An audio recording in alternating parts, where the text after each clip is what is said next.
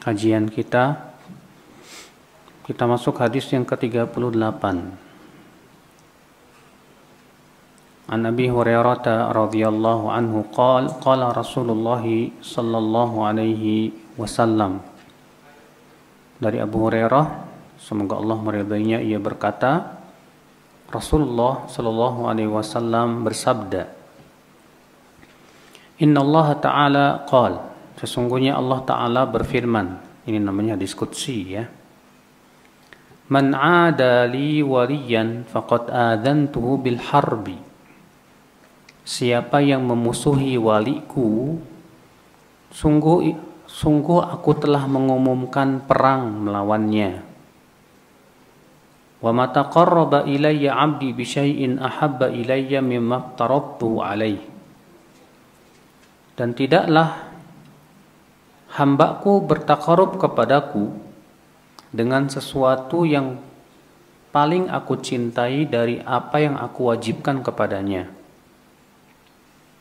Wala yazalu 'abdi yataqarrabu ilayya bin nawafil hatta uhibbahu. Dan senantiasa hambaku bertakarub kepadaku dengan amalan-amalan yang sunnah hingga aku pun mencintainya. Fa idza ahbabtuhu kuntu sam'ahu alladhi yasma'u bih. Apabila aku telah mencintainya, aku yang akan menjadi pendengaran yang ia mendengar dengannya. Wa basarahu alladhi yubsiru bih. Aku akan menjadi penglihatan yang ia melihat dengannya. Wa yadahu allati yabtishu biha. Dan tangan yang ia bergerak dengannya. Wa rijlahu allati yamshi biha. Dan kaki yang ia berjalan dengannya. Wala in sa'alani la'u'tiyannah. Jika ia minta kepadaku, aku pasti memberinya. Wala in ista'adani la'u'idannah. Dan jika ia minta perlindungan kepadaku, pasti aku akan lindungi ia. Kita bahas ya hadis ini sedikit demi sedikit. Hadis ini diriwayatkan Imam Bukhari di dalam sahihnya. Rasulullah Shallallahu Alaihi Wasallam bersabda, Allah Ta'ala berfirman dalam hadis qudsi ini, siapa yang memusuhi waliku? Siapa itu wali? Ya wali Allah Subhanahu Wa Ta'ala itu adalah setiap orang yang beriman dan bertakwa. Dialah wali. Dalilnya surat Yunus. Ya Allah Ta'ala berfirman dalam surat Yunus, Allah berfirman, Ala inna awliya Allah la khawfun alaihim wa lahum yahzanun. Ketahuilah, wali-wali Allah itu mereka tidak merasa takut dan mereka juga tidak merasa bersedih hati. Siapa dia? Alladzina amanu wa kanu yattaqun. Itu orang-orang yang beriman dan mereka bertakwa. Lihat Allah di dalam surat ya Yunus ini menjelaskan, surat Yunus ayat 62 sampai 63, yang menjelaskan hakikat siapa wali Allah Subhanahu Wa Ta'ala itu. Allah mengatakan di situ alladzina amanu wa kanu yattaqun, yaitu orang yang beriman dan bertakwa. Berarti setiap orang yang beriman dan bertakwa, dia itu wali Allah. Oleh karena itu Al-Hafidz Ibnu Hajar Al-Asqalani rahimahullah yang ketika menyebutkan tentang siapa wali Allah, beliau berkata, wal alim billah, al muwadhibu ala ta'atillah, al mukhlis fi ibadatihi. Wali itu adalah orang yang berilmu tentang Allah, ya, yang senantiasa menaati Allah dan ia ikhlas dalam beribadah kepada Allah Subhanahu Wa Ta'ala. Nah, itulah yang disebut dengan wali. Jadi wali itu Pak, bukan orang yang seperti yang difahami oleh orang-orang tasawuf. Orang-orang tasawuf menganggap wali itu derajat yang dicapai setelah melewati fase-fase dengan cara menyiksa diri dengan ibadah-ibadah tertentu, ya, dengan zikir-zikir dan wirid-wirid tertentu. Maka kemudian untuk sampai kepada derajat wali, ya menurut mereka akan ada masa agak sedikit gendeng, ya. Makanya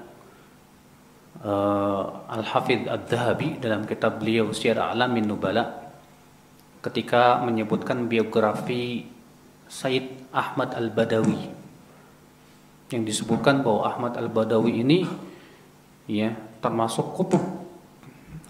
Jadi tingkat derajat yang sangat tinggi dari kewalian. Kata Imam Adz-Dzahabi, tidak dikenal siapa Ahmad Al-Badawi ini. Namun dihikayatkan bahwa ia pernah sholat tanpa wudu, sehingga akhirnya orang-orang mengira bahwa dia itu apa? Wali. Jadi kalau ada orang aneh dianggap apa? Wali. Antum pernah lihat nggak di YouTube ya? Ada orang agak gila sedeng itu dianggap wali, Pak, nggak pakai baju ya ini. Nah seperti itulah saudara-saudaraku sekalian, ikhwata Islam azanillah wa iyyakum. Beda dengan kita Ahlussunnah wal Jamaah, kita punya keyakinan wali itu adalah setiap orang yang beriman dan bertakwa. Iya, dalam dunia tasawuf, sebagian tasawuf mensyaratkan menganggap wali itu derajat yang sangat tinggi sekali. Iya, bahkan sebagian orang tasawuf sufi menganggap wali itu ya derajat yang tidak perlu lagi melaksanakan syariat. Jadi mereka menganggap bahwa wali itu sudah lepas dan boleh lepas dari apa? Syariat. Ini jelas ya keyakinan yang tidak benar. Ya, maka dari itu saudara-saudaraku sekalian, untuk menjadi wali Allah syaratnya hanya dua kok. Yang disebutkan dalam ayat tadi. Apa itu? Syarat untuk menjadi ya tes. Tes.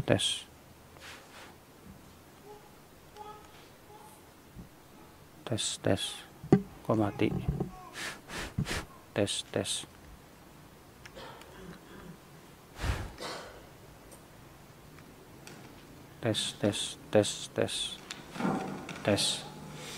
Iya, tes.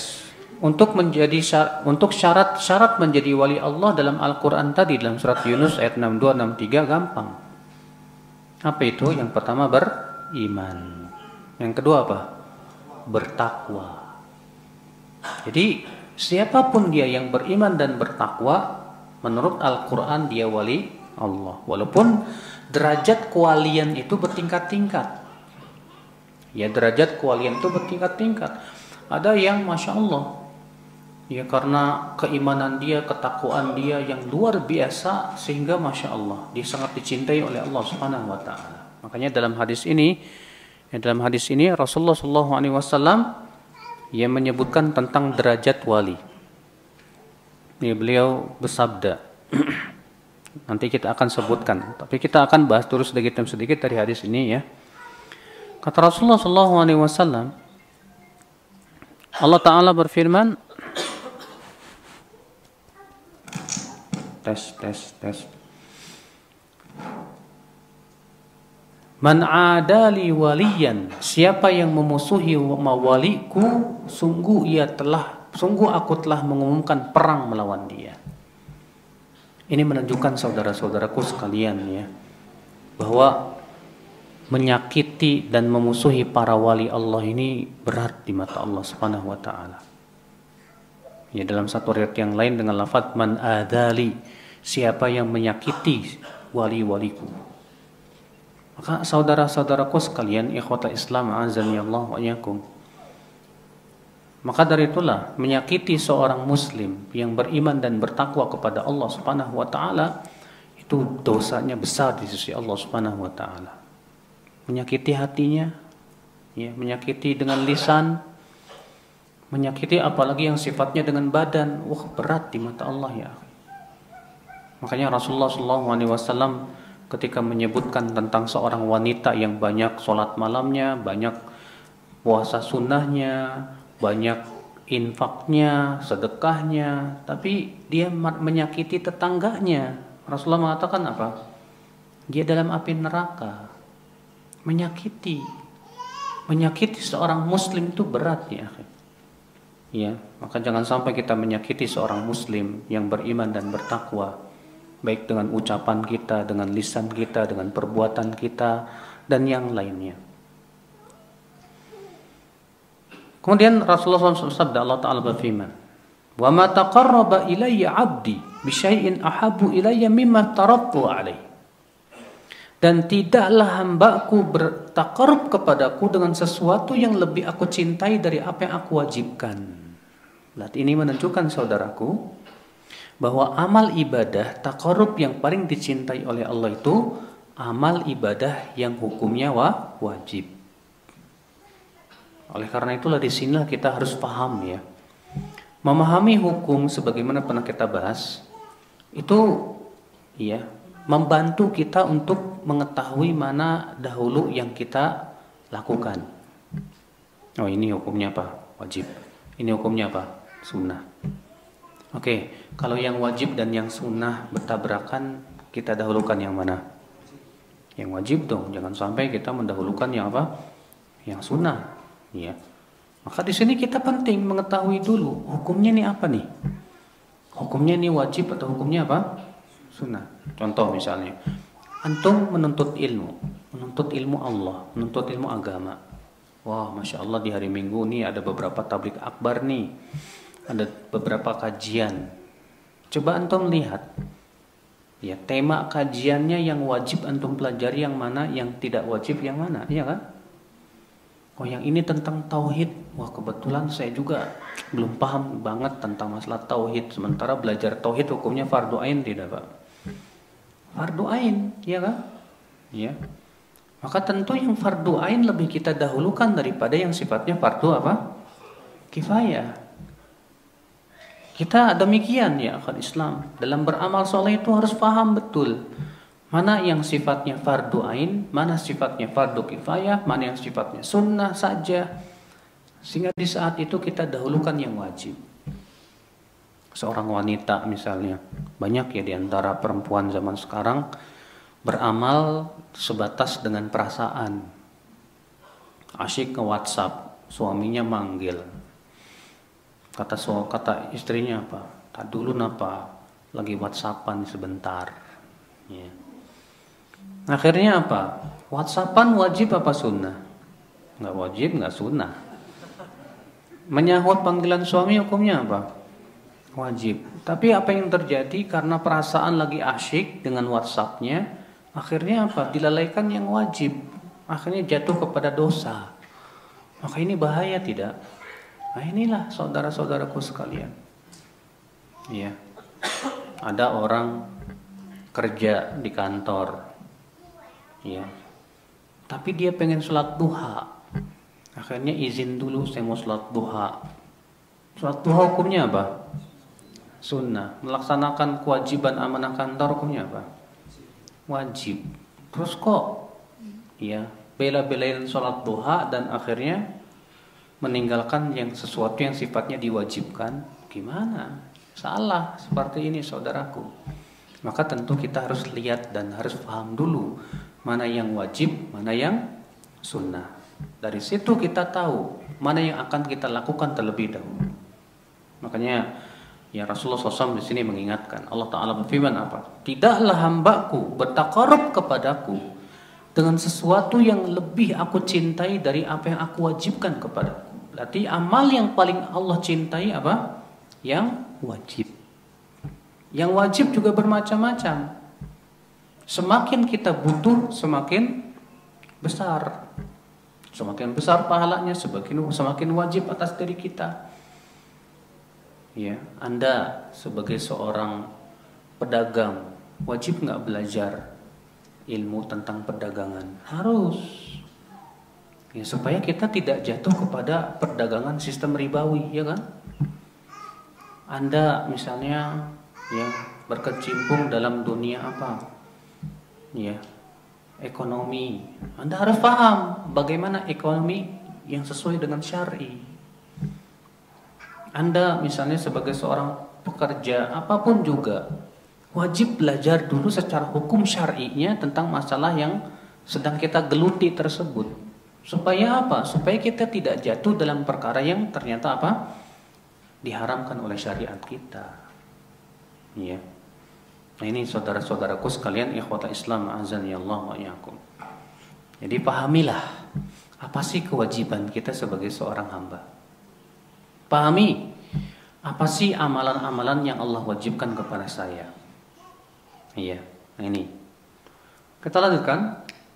Dan tidaklah hambaku bertaqarrub kepadaku dengan sesuatu yang lebih aku cintai dari apa yang aku wajibkan kepadanya. Iya. Ustaz, gimana sih caranya tahu ini hukumnya wajib, ini hukumnya sunnah? Kalau antum sudah belajar ilmu usul fikih, insyaallah mudah.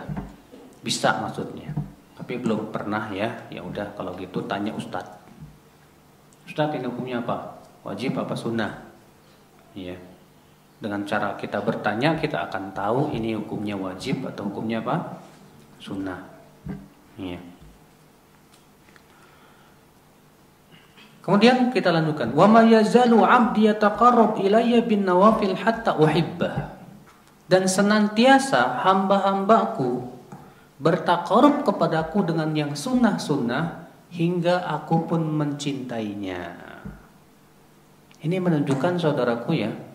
Pertama, mencukupkan diri dengan yang wajib saja boleh sebetulnya. Tapi kita telah kehilangan keutamaan dan pahala yang banyak. Makanya disebutkan dalam hadis Nabi SAW ya, ada seorang Arab Badui datang ke Rasulullah, ya Rasulullah, ya apa sih yang Allah wajibkan kepadaku dari sholat?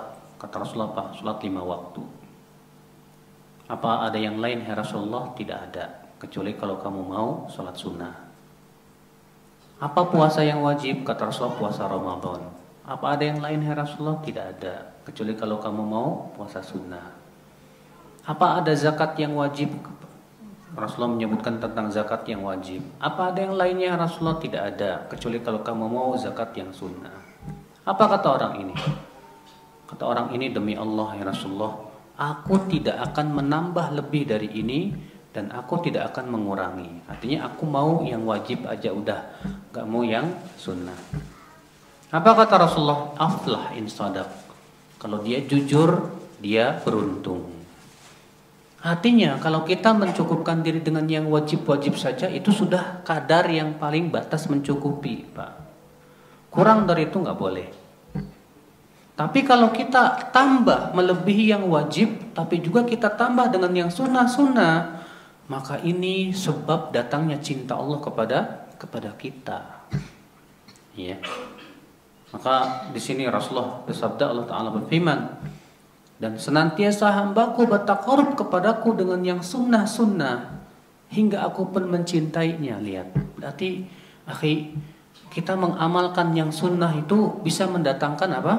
Cinta Allah kepada kita.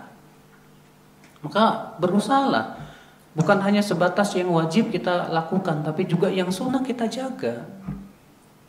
Ya. Sebagian ulama mengatakan amalan sunnah itu, Pak, kalau kita rutinkan itu menjaga amalan yang wajib. Ya, kalau amalan yang wajibnya terjaga, maksudnya dijaga oleh amalan-amalan yang sunnah, maka amalan yang wajib ini semakin bisa kita menjaganya. Oleh karena itulah saudara-saudara sekalian, Rasulullah SAW menganjurkan kita untuk mengamalkan yang sunnah juga. Rasulullah sabda apa? Man hafadha ala thintai asyrata rakaah. Siapa yang menjaga 12 rakaat ya sehari semalam, maka akan dibangunkan untuknya sebuah rumah di mana?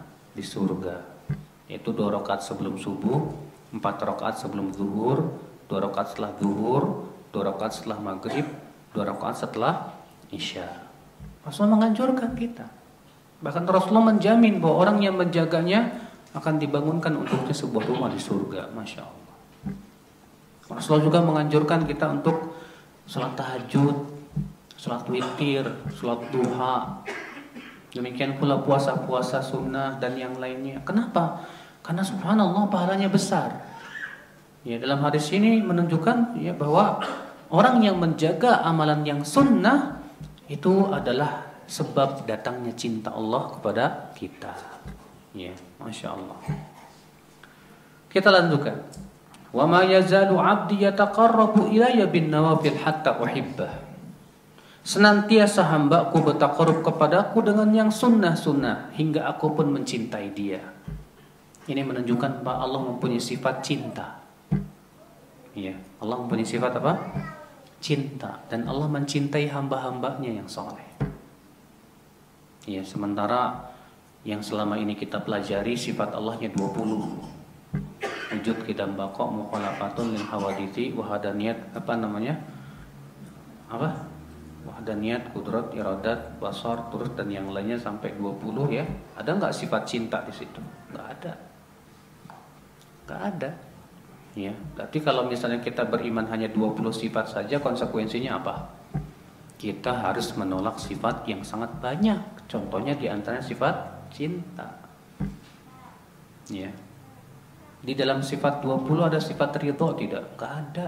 Sementara kita kan mengharapkan ridho Allah. Maka itu menunjukkan bahwa sifat 20 memang tidak ada dasarnya, Pak. Ya. Kita lanjutkan. Fa idza ahbabtu, apabila kata Allah, aku telah mencintai dia.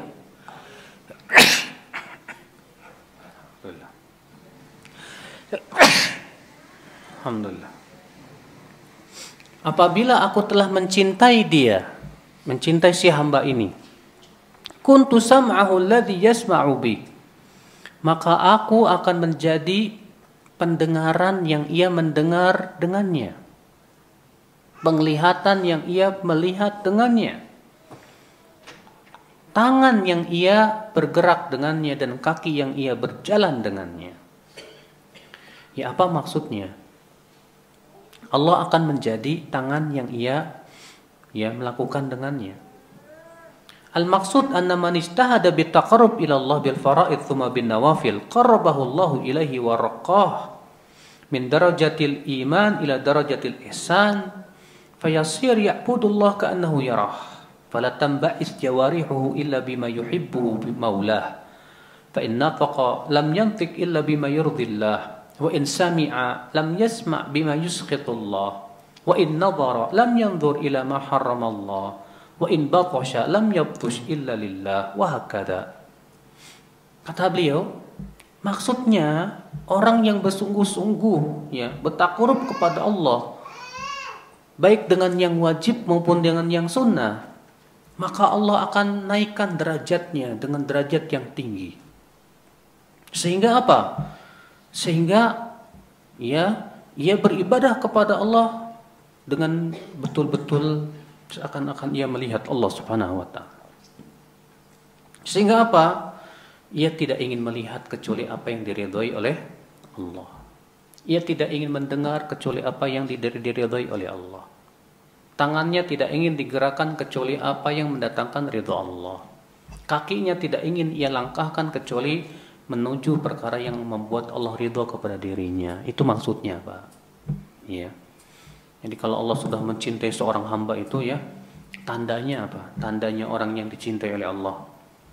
Dia nggak mau melihat yang maksiat, nggak mau. Setiap kali dia melihat maksiat, astagfirullah. Ya. Dia nggak mau mendengar yang sifatnya dosa. Kalau dia mendengar ghibah, astagfirullah. Segera dia istighfar minta kepada Allah. Ya, minta ampun. Ya, dia tidak ingin bergerak, melangkah. Kalau ternyata ia tahu itu ternyata diharamkan oleh Allah, dia nggak mau. Ini tandanya orang ini apa? Dicintai oleh Allah Subhanahu wa taala. Makanya saudara-saudaraku sekalian ya, jangan sampai kebalikan. Kita ternyata orang-orang yang tidak dicintai oleh Allah. Kita ternyata mata kita maunya melihat yang haram. Telinga kita terbiasa dengan yang haram. Kaki dan tangan kita maunya melakukan sesuatu yang sifatnya haram. Makanya akal Islam, ini tanda orang seperti ini tidak dicintai oleh Allah Subhanahu wa taala. Makanya saudaraku sekalian ya, usahakanlah semaksimal mungkin kita berusaha untuk meraih cinta Allah Subhanahu wa taala kepada kita. Usahakan semaksimal mungkin saudaraku, bagaimana kita pertama menjaga amalan-amalan yang wajib. Ini yang pertama. Yang kedua, kita usahakan bagaimana kita menjaga amalan-amalan yang sifatnya apa? Sunnah. Kalau kita sudah terbiasa itu, insya Allah kita akan membiasakan diri di atas kebaikan. Ya. Nah ini, baik, dari hadis ini kita ambil beberapa faedah yang bisa kita petik. Ya. Hadis ini menunjukkan yang pertama,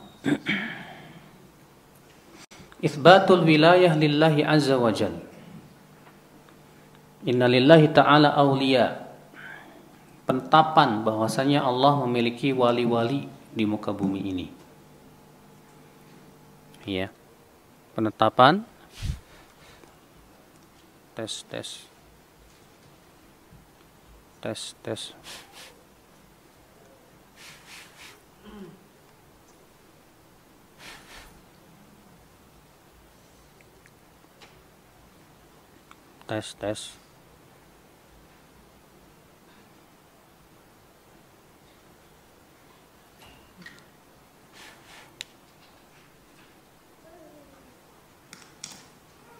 Ya, isbat al-wilayah lillahi azza wa jal. Ini penetapan bahwasanya Allah memiliki siapa? Wali. Siapa wali Allah? Sebagaimana sudah kita jelaskan, yaitu setiap orang yang beriman dan bertakwa. Dialah wali-wali Allah subhanahu wa ta'ala. Faedah yang kedua yang bisa kita petik dari hadis ini, anna mu'adata awliya'illah min kabairid dzunub. Bahwasanya memusuhi wali-wali Allah itu termasuk dosa besar. Ya. Memusuhi wali-wali Allah itu termasuk dosa besar. Faedah yang ketiga, annal fariidhah ahabbu ila Allah minan nafilah. Bahwa amalan yang wajib lebih dicintai oleh Allah daripada amalan yang sunnah. Maka sudah kita jelaskan tadi, jangan sampai kita lebih mendahulukan yang sunnah, akhirnya melalaikan yang apa? Yang wajib. Faedah yang keempat, anna man wadhaba 'ala sunan wasala ila mahabbatillah. Bahwa orang yang menjaga sunnah-sunnah, ya, perkara-perkara yang sifatnya sunnah, maka ia akan sampai kepada derajat cinta Allah. Dia akan dicintai oleh Allah subhanahu wa ta'ala. Ya.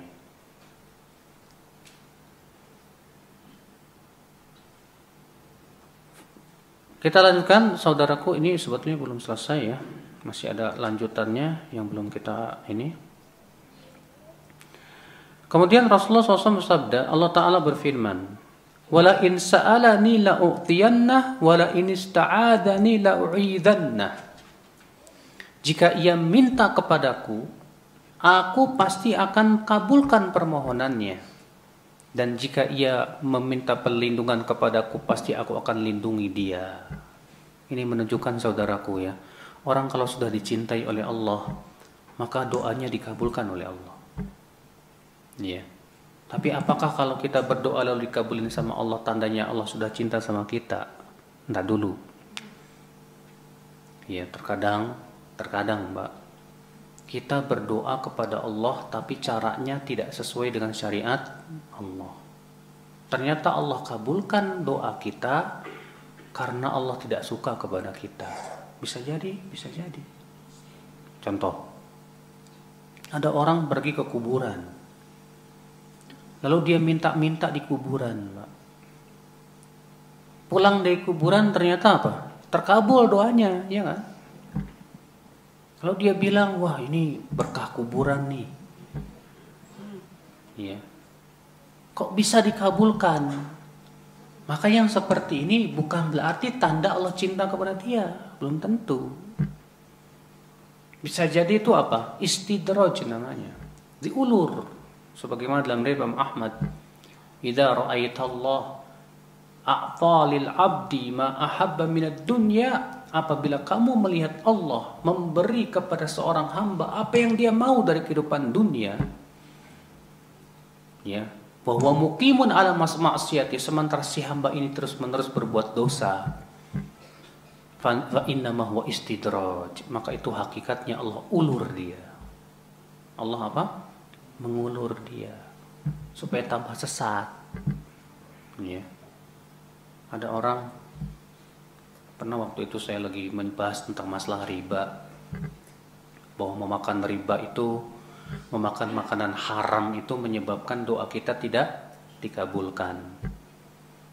Rupanya ada orang berdiri dan berkata, saya sering makan riba, tapi saya berdoa sama Allah dikabulin. Ya. Berarti hadis itu nggak benar dong.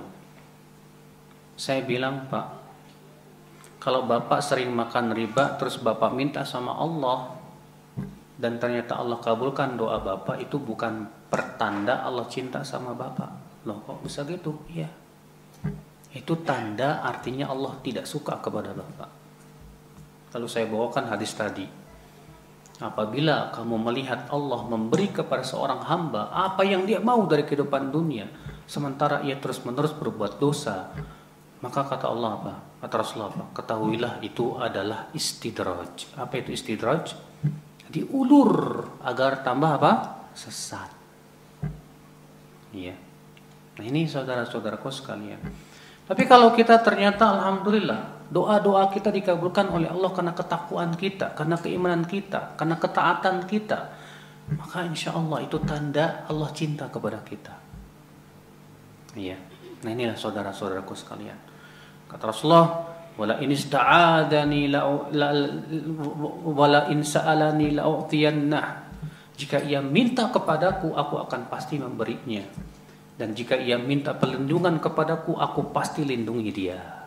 Masya Allah. Ini kedudukan wali yang tinggi di sisi Allah Subhanahu wa taala karena keimanan dan ketakwaan dia kepada Allah Subhanahu wa taala. Baik, kita lanjutkan hadis berikutnya.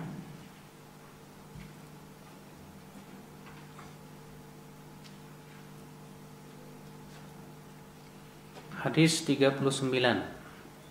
An Ibnu Abbas radhiyallahu anhuma anna Rasulullah sallallahu alaihi wasallam qala inna Allah tajawaza li an ummati al-khata' wan nisyan wa mastukrihu alaihi. Haditsun hasanun rawahu Ibnu Majah wal Baihaqi wa ghairuhuma. Sesungguhnya Allah memaafkan untukku dari umatku al-khata', kesalahan yang tidak disengaja, wan nisyan, dan lupa, wa mastukrihu alaih, dan yang dipaksa. Di sini Hasan dari Ibnu Majah, Al Baihaqi dan yang lainnya. Perhatikan saudaraku, ya. Rasulullah SAW bersabda, Allah memaafkan untuk umatku apa? Al khata'. Apa itu khata'? Itu kesalahan yang tidak disengaja. Apa yang dimaksud dengan kesalahan yang tidak disengaja? Kesalahan yang tidak disengaja itu, Pak, ada dua makna. Makna yang pertama, karena ketidaktahuan, nggak tahu. Makna yang kedua, karena kita lakukan tidak sengaja tanpa niat. Maksudnya kalau antum lagi jalan, tahu-tahu ya nyenggol gelas orang pecah, gitu kan, nggak sengaja. Itu kan kesalahan yang tidak apa? Tidak disengaja, karena ketidaktahuan kita juga. Ya. Maka ini menunjukkan saudaraku sekalian bahwa orang yang jatuh kepada kesalahan itu ada dua macam. Macam yang pertama, dia jatuh dalam keadaan dia tidak tahu bahwa itu sebuah apa? Kesalahan. Macam yang kedua, orang yang jatuh dalam kesalahan di keadaan dia tahu itu salah. Ya. Dalam keadaan dia tahu itu salah. Nah, sekarang kita bahas yang pertama dulu, Mas. Ada orang yang jatuh kepada kesalahan dalam keadaan dia tidak tahu. Apakah orang yang jatuh kepada kesalahan dalam keadaan ia tidak tahu dimaafkan? Dimaafin nggak? Hah? Dimaafin nggak? Kalau ada orang yang jatuh kepada kesalahan karena nggak tahu gimana lagi, dimaafin nggak? Sebetulnya ini ada perinciannya, Mas. Perinciannya ada apa? Yang pertama, Kalau dia tidak tahu itu karena dia nggak mau tahu dan nggak mau menuntut ilmu,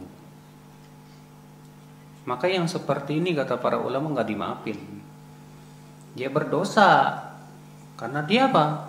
Nggak mau tahu, nggak mau menuntut ilmu, malah berpaling, disuruh nuntut ilmu nggak mau. Ya. Maka yang seperti ini masuk dalam firman Allah, kullama ulqiya fiha faujun sa'alahum khazanatuha alam ya'tikum nadhir qalu bala qad ja'ana nadhir. Setiap kali sekelompok penduduk api neraka dilemparkan ke dalam api neraka, ditanya oleh malaikat penjaga api neraka, bukankah sudah datang kepada kamu pemberi peringatan? Apa kata mereka? Benar, sudah datang, tapi kami mendustakannya. Iya. Maka orang yang sengaja nggak mau tahu, pokoknya saya nggak mau tahu, saya nggak mau belajar, pokoknya saya mendingan jadi orang bodoh. Nah, orang sepertinya berdosa, tetap berdosa. Keadaan yang kedua, orang yang sudah berusaha menuntut ilmu, tapi yang namanya ilmu kan terbatas, Pak. Karena keterbatasan pengetahuan dan ilmu, akhirnya dia jatuh kepada apa? Kesalahan. Yang seperti ini masih dimaafkan. Yang seperti ini apa? Dimaafkan. Makanya orang yang tidak tahu, ya, itu pun juga sudah kita sebutkan berarti ada dua keadaan.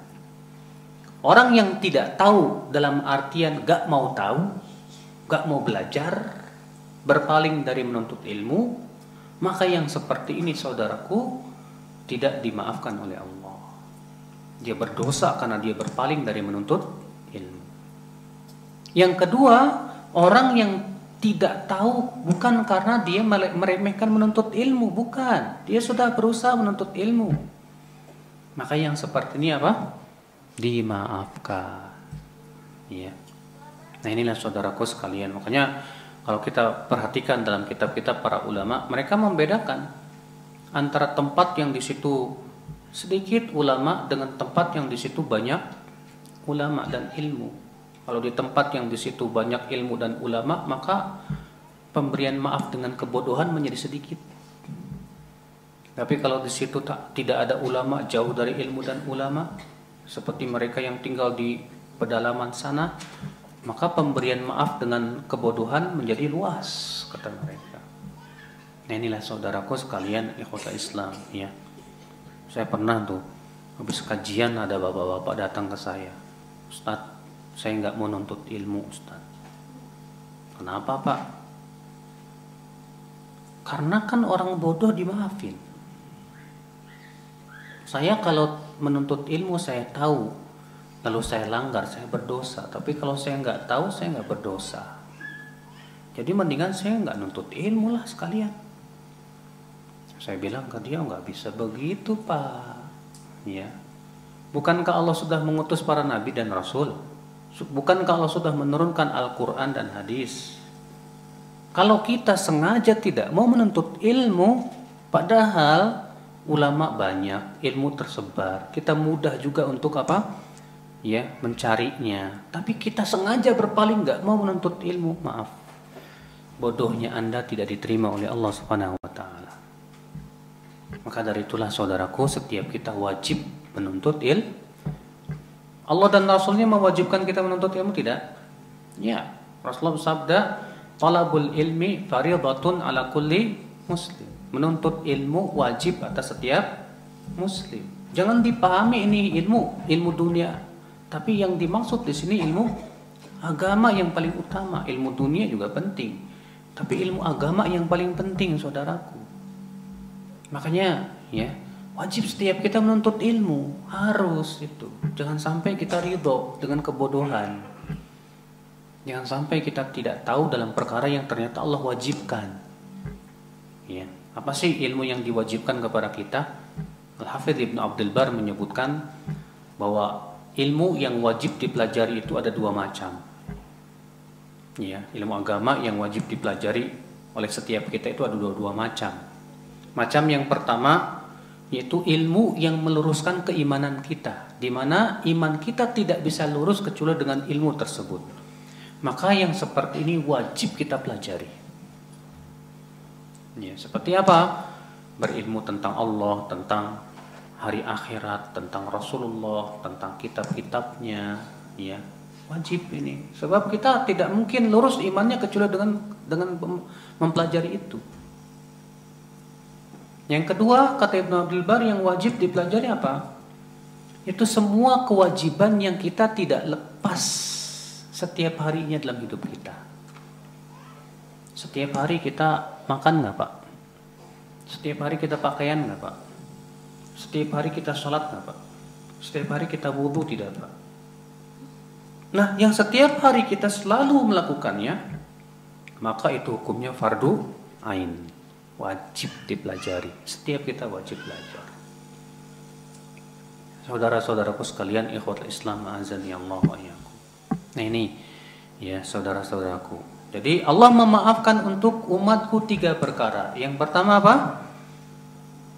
Kesalahan yang tidak disengaja.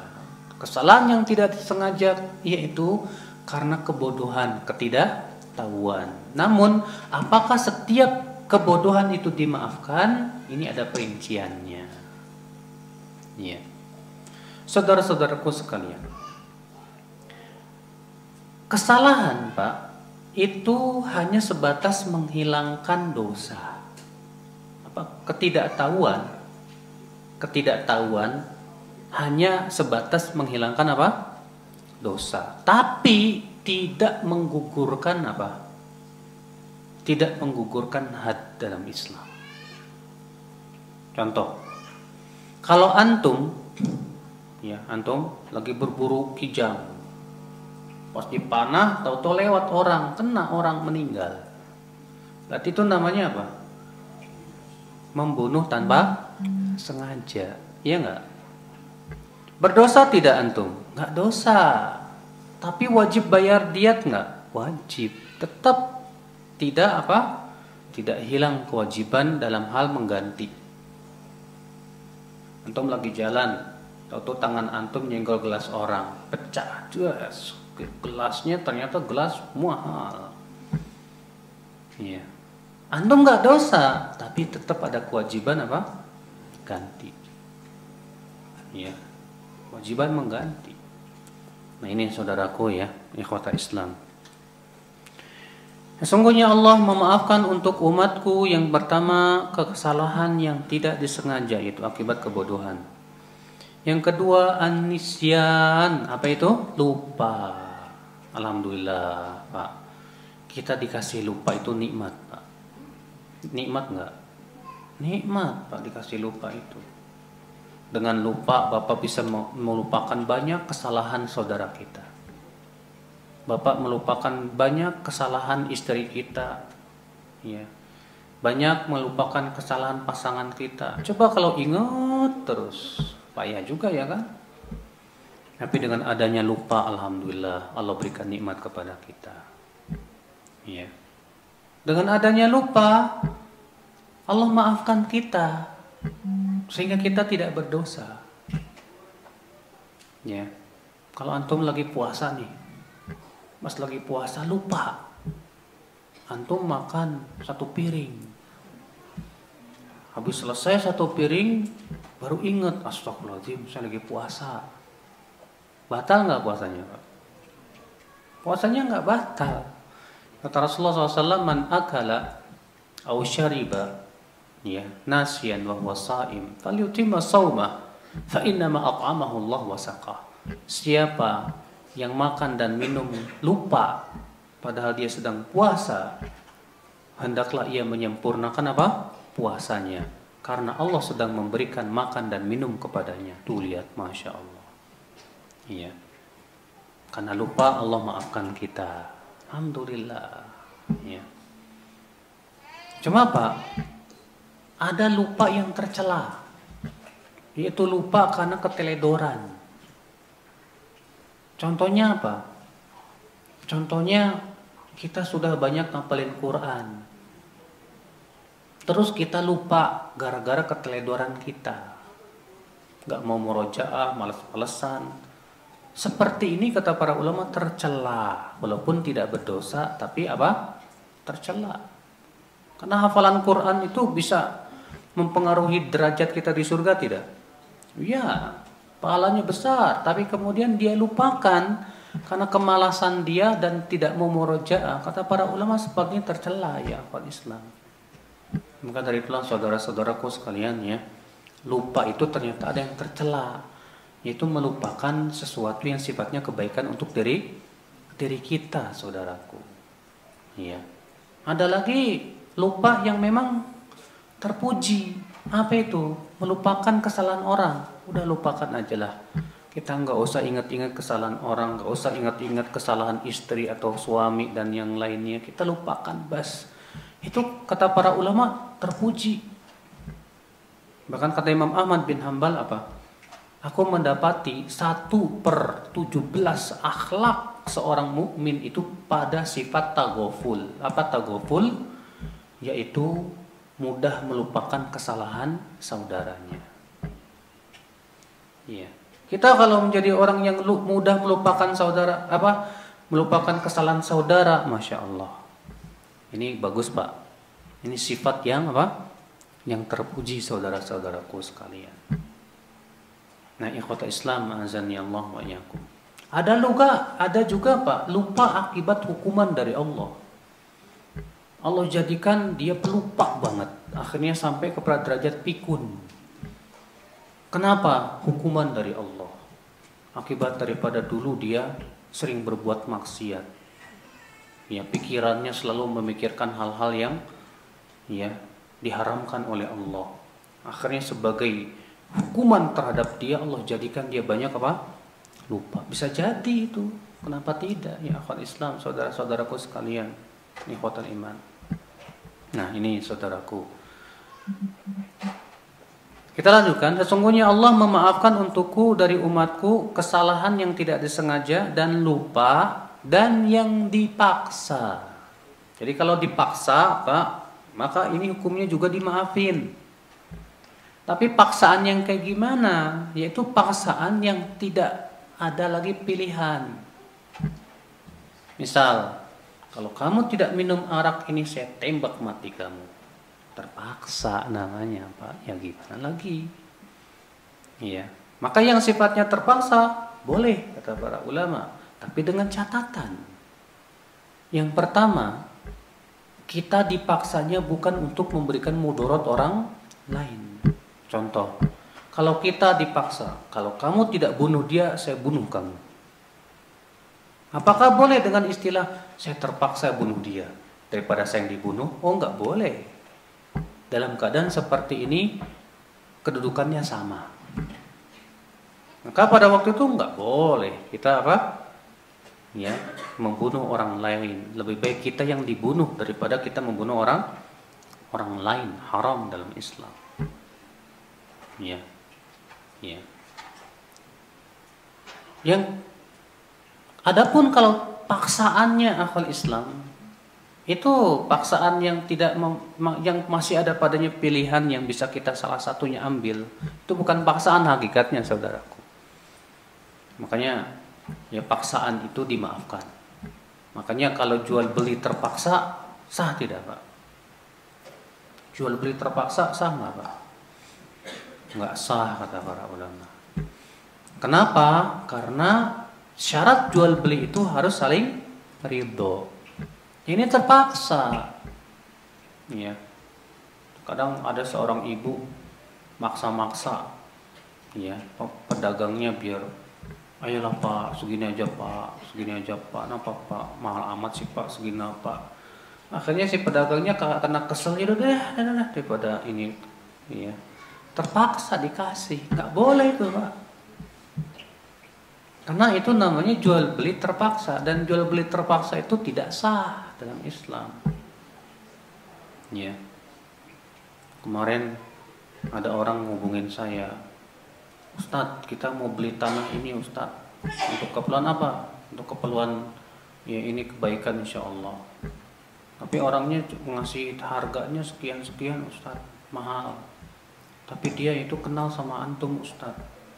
Kalau antum yang ngelobi kayaknya dia mau kasih harga murah deh. Aduh Pak, jangan Pak. nanti malah ngasihnya terpaksa lagi, nggak enak sama saya. Nggak mau, masa jual beli gitu, gara-gara nggak enak, aduh, ya nggak enak ah. Nggak ada dalam Islam istilah jual beli nggak enak, terpaksa gitu. Iya. Ini saudara-saudaraku sekalian, ikhwatul Islam, azani Allah wa iyyakum. Maka sesuatu yang sifatnya dipaksa dan terpaksa, maka Allah maafkan. Ya. Kalau kita dipaksa misalnya. Maka kalau misalnya seorang suami dipaksa untuk mengucapkan talak, kalau enggak didor, atau ya dibunuh dan yang lainnya, akhirnya dia mengatakan, ya udah saya terpaksa saya ucapkan talak. Jatuh talaknya? Enggak jatuh. Ya, talaknya tidak jatuh. Kenapa? Karena itu dipaksa. Sementara sesuatu yang dipaksa itu dimaafkan. Ya. Kalau misalnya ada orang tua dipaksa sama anaknya untuk menandatangani, ayo Pak, kalau enggak saya bunuh Bapak. Waduh. Kalau enggak gini-gini, disuruh untuk tanda tangan supaya tanah sebidang itu buat dia. Maka ini pun enggak sah. Semua yang sifatnya terpaksa itu Pak, ya, dalam masalah akad itu menyebabkan akadnya tidak sah. Baik saudaraku, ikhwata Islam, kita lanjutkan hadis berikutnya, hadis 40. Masya Allah, udah mau selesai nih. An Ibni Umar radhiyallahu anhuma qala akhadha Rasulullah sallallahu alaihi wasallam bimankibai faqala kun fid dunya ka'annaka gharibun aw 'abidu sabilin. Wa kana Ibnu Umar radhiyallahu anhuma yaqul idza amsayta fala tantadhiris sabah wa idza asbahta fala tantadhiril masa wa khudh min sihhatika limaradik wa min hayatika limautik. Rasulullah SAW, kata Ibnu Umar, pernah memegang pundakku.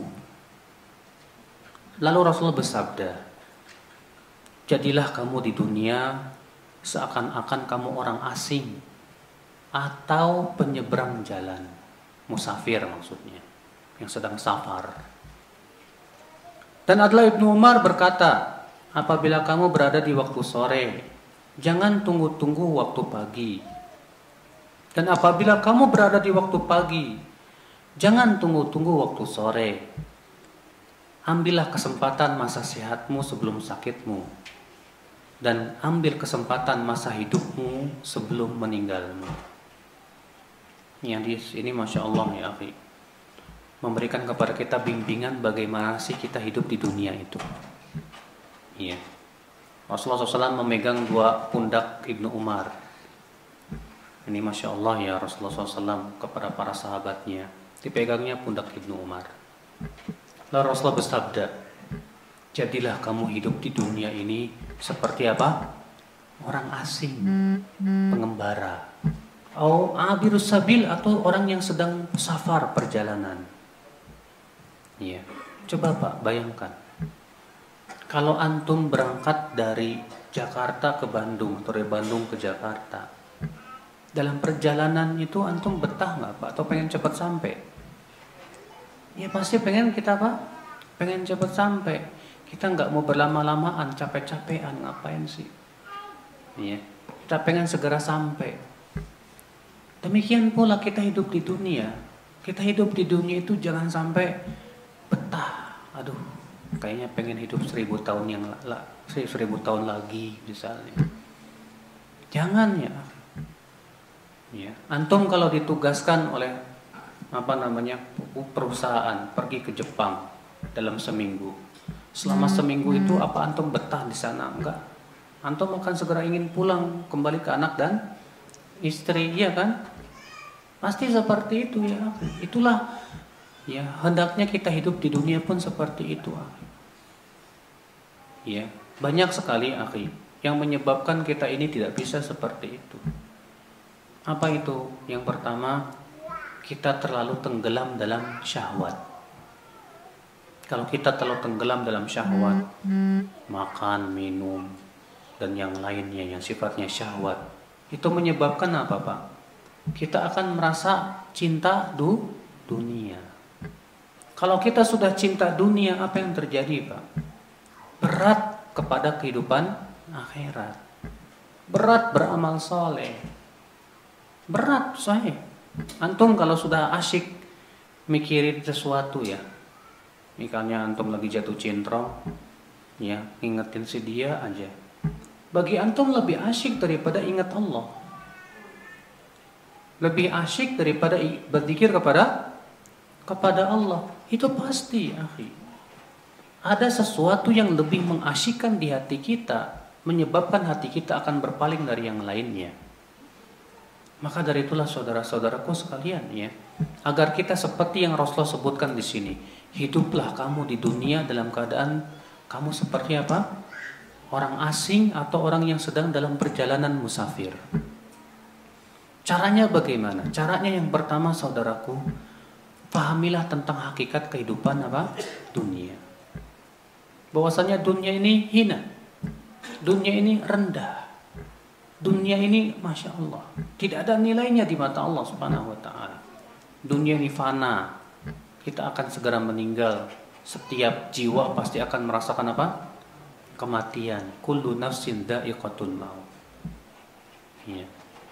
Sebagaimana pernah saya sebutkan juga hadisnya ya, Rasulullah SAW pernah mengambil bangkai anak kambing. Lalu Rasulullah SAW mengatakan apa? Siapa yang mau beli bangkai anak kambing ini? Apa kata para sahabat? Ya Rasulullah, kalau kambing ini hidup, kami juga nggak mau beli karena cacat. Bagaimana kalau sudah jadi bangkai ya Rasulullah? Kata Rasulullah apa? Dunia lebih hina di mata Allah daripada bangkai anak kambing ini. Coba kalau kita melihat dunia itu seperti bangkai anak kambing, Masya Allah, kita pasti akan apa Pak? Tidak akan tertipu dengan kehidupan dunia. Maka ini ya cara yang pertama supaya kita bisa melaksanakan hadis ini, Pak. Kita harus melihat dunia ini dengan penglihatan yang apa? Rendah, hina. Bahwa dunia itu hina. Ya, akhirat segalanya. Yang kedua, jangan membiasakan diri dengan kenikmatan-kenikmatan dan berleha-leha. Coba kalau kita ya terbiasa kuliner sana, kuliner sini, makan sana, makan sini, berbagai macam warna-warni makanan, ya pasti mau tidak mau hati kita akan apa? Asyik jadinya. Ya. Tapi kalau kita biasakan puasa sunnah, puasa Senin Kemisnya dan yang lainnya, biasa lapar, maka di saat itu kita juga akan bersih dari ya hal-hal yang seperti itu. Kalau kita biasakan dengan syahwat dunia kita, ya kita habis waktu-waktu kita untuk mengikuti syahwat, keinginan kita duniawi, maka akibatnya apa? Kita akan cinta apa? Dunia, Pak. Cinta dunia, sahih. Antum ya tiap seminggu sekali pergi ke tempat wisata yang indah, ya, menikmati, bukan untuk tadabbur alam dan mengingat apa kebesaran Allah, tapi hanya sebatas apa nikmat-nikmatan saja, main-mainan, mubah betul, tapi akibatnya lihat deh, ya akibatnya hati kita jadi apa? Betah dengan dunia. Hati kita jadi merasa lebih asyik dengan apa? Dengan dunia. Sehingga pada waktu itu akhi, ya kita berangan-angan biar bisa hidup di dunia lebih panjang lagi. Masya Allah, salamata wal afiyah. Maka saudaraku, ikhwatul Islam, ini yang dikhawatirkan oleh Rasulullah SAW. Rasulullah khawatir umatnya itu cinta dunia dan takut mati. Rasulullah khawatir. Rasulullah SAW bersabda, "Mal faqru akhsha alaikum." Bukan kefakiran yang aku khawatirkan atas kalian. Bukan kefakiran dan kemiskinan yang aku khawatirkan atas kalian, kata Rasulullah. Wa innama akhafu alaikum an tuftaha lakumud dunya. Justru yang aku khawatirkan atas kalian, dibukakan kepada kalian pintu-pintu kesenangan dunia. Fatanafasuha. Lalu kalian berlomba-lomba mengejar dunia. Kama tanafasuha, sebagaimana orang-orang sebelum kalian berlomba-lomba mengejar dunia. Fatuhlikukum kama ahlakathum. Lalu dunia pun membinasakan kalian sebagaimana dunia membinasakan orang-orang sebelum kalian. Na'udzubillah. Ya. Justru Rasulullah khawatir, Pak. Ternyata dibukakan kepada kita pintu apa? Dunia. Rasulullah khawatir. Kenapa? Ketika kita diberikan kesenangan, kita terbiasa dengan apa, Pak? Kenikmatannya kan? Kalau kita sudah terbiasa dengan nikmat, kita tidak akan siap untuk hidup capek dan lelah. Iya enggak? Iya.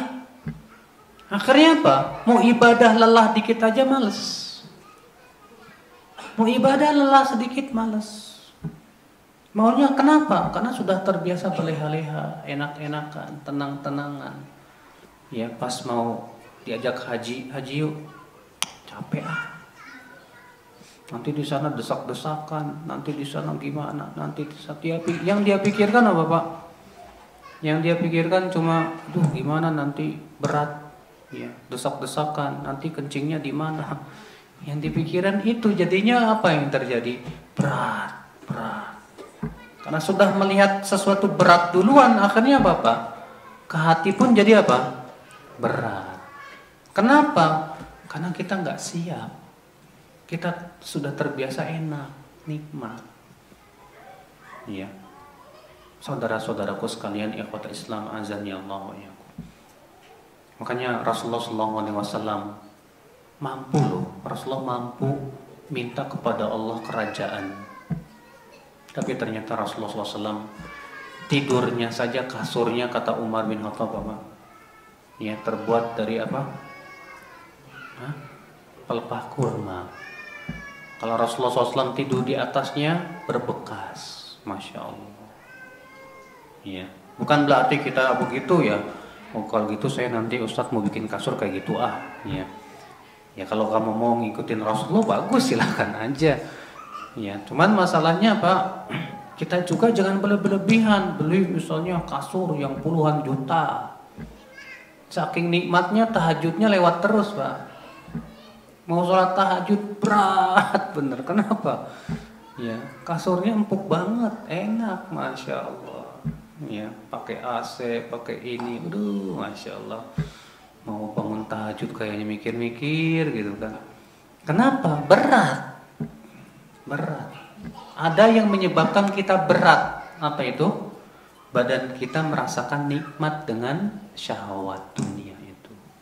Makanya saudaraku sekalian, ya sadarilah, jangan terlalu banyak angan-angan. Ini yang ketiga, supaya kita bisa mengamalkan hadis ini, Pak. Jangan terlalu banyak apa? Angan-angan dunia maksudnya. Ya. Antum udah beli Avanza masih berangan-angan andai punya Innova. Udah punya Innova ngelihat Pajero, aduh pengen Pajero. Iya, udah punya Pajero ngelihat lagi Mercy, aduh punya PJ. Jadi akhirnya apa? Panjang angan-angan. Yang dia inginkan dunia. Kapan ingat akhiratnya? Yang benar itu angan-angannya, kok teman saya bisa tahajud, saya nggak bisa, saya bisa tahajud. Iya.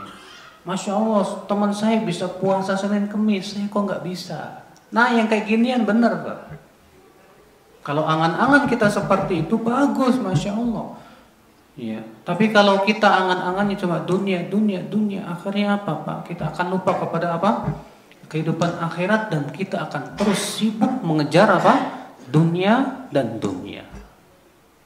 Saudara-saudaraku sekalian, jangan sampai kita termasuk orang-orang yang hatinya merasa betah dengan dunia dan ridho dengan kehidupan apa? Ya, dunia. Karena Allah Subhanahu wa taala mensifati mereka dalam rangka mencela mereka. Ya, waradu bil hayatid dunya watma'annu biha. Dan mereka ridho dengan kehidupan dunia dan merasa tenang dengan apa? Kehidupan dunia. Allah mensifati itu orang-orang yang kurang iman kepada Allah Subhanahu wa taala, Pak. Dia ridho dengan dunia dan hatinya pun juga merasa tentram dengan apa? Dunia. Sementara salafus saleh terdahulu gak merasa tenang dengan dunia, khawatir. Ya. Sebagaimana pernah saya ceritakan ya, seorang sahabat Nabi yang bernama Sa'id bin Amir. Dan ini Masya Allah luar biasa ya. Ketika itu Umar sebagai khalifah kedatangan tamu dari Homs. Lalu Umar berkata kepada mereka, tuliskan kepadaku nama-nama orang-orang fakir miskin kalian.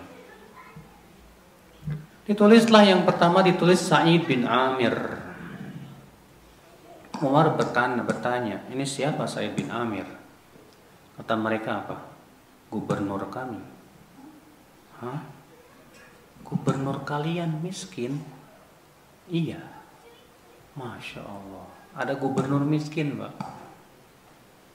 Maka Umar pun kemudian segera mengirimkan bantuan.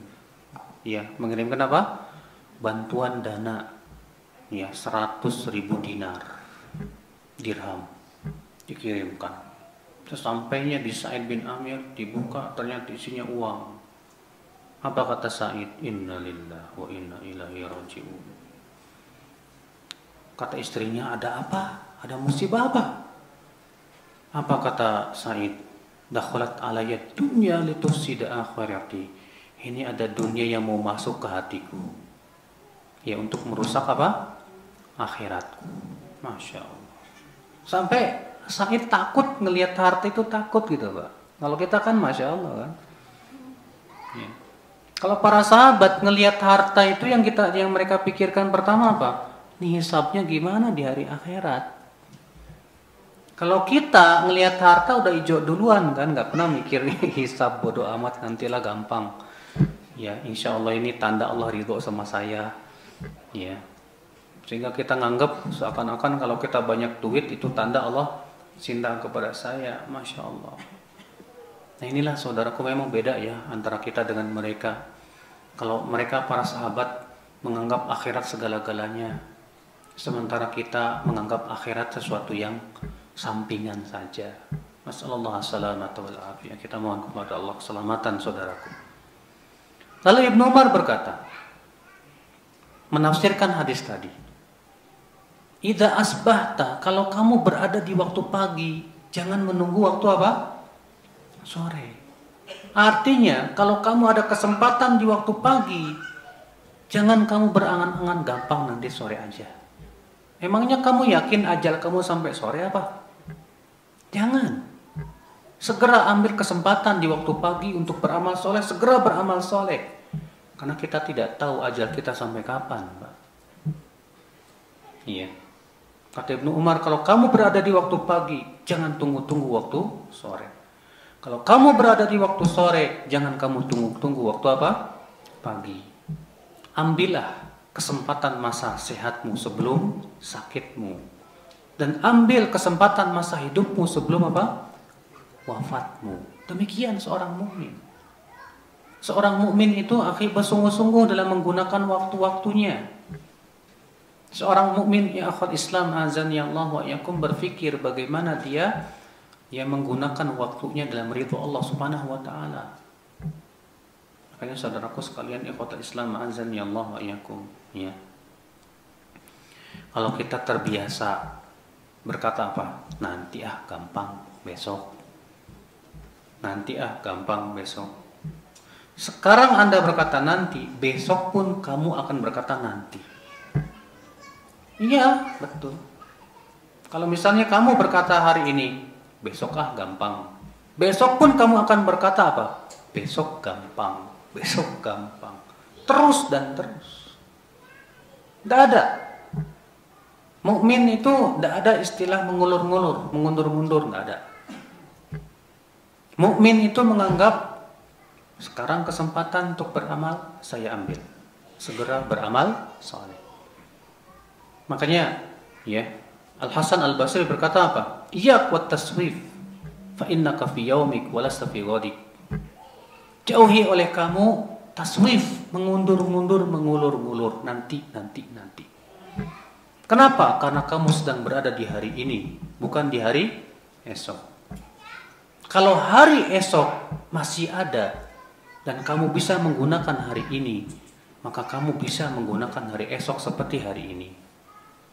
Tapi kalau hari esok sudah tidak ada lagi, kamu tidak lagi menyesali hari ini. Kenapa? Karena kita sudah menggunakan waktu kita dengan sebaik-baiknya, Pak. Makanya subhanallah, Pak, ya, ini nasihat yang luar biasa buat kita. Ya, bimbingan bagaimana sih kita hidup di mana? Di dunia. Karena dunia ini, Pak, bukan surga kita. Ya. Dunia ini penjara untuk orang yang beriman, kata Rasulullah, dan surga buat orang yang kafir. Jadi jangan jadikan dunia sebagai surga kita. Surga kita nanti di akhirat. Ya, kesenangan yang selama-lamanya, Masya Allah. Ya. Maka dari itulah saudaraku, ini adalah tempat kita melelahkan diri untuk menaati Allah. Kita harus mau capek bersungguh-sungguh, Pak, untuk menaati Allah. Ya. Istirahatnya nanti di surga aja. Imam Ahmad pernah ditanya, "Hai Abu Abdillah, sampai kapan kamu lelah untuk beribadah kepada Allah?" Imam Ahmad bin Hanbal, Pak, ya, ditanya oleh muridnya, "Sampai kapan kamu itu lelah untuk beribadah kepada Allah?" Apa kata Imam Ahmad? "Sampai aku yakin kakiku telah benar-benar berada di dalam surga." Masya Allah. Iya, demikian pula kita. Makanya Allah berfirman, "Wa'bud hatta ya'tiyakal yaqin." Wa'bud, dan beribadahlah sampai datang kepada kamu kematian. Sampai kita wafat, kita terus beribadah kepada Allah, terus bersungguh-sungguh, lelah meninggalkan maksiat, lelah menjalankan perintah Allah, lelah. Maka nggak apa-apa lelah sebentar di dunia, asal nanti di akhirat kita bisa bernikmat, diberikan oleh Allah kenikmatan yang selama-lamanya. Wallahu a'lam. Semoga yang saya sampaikan bermanfaat, ya.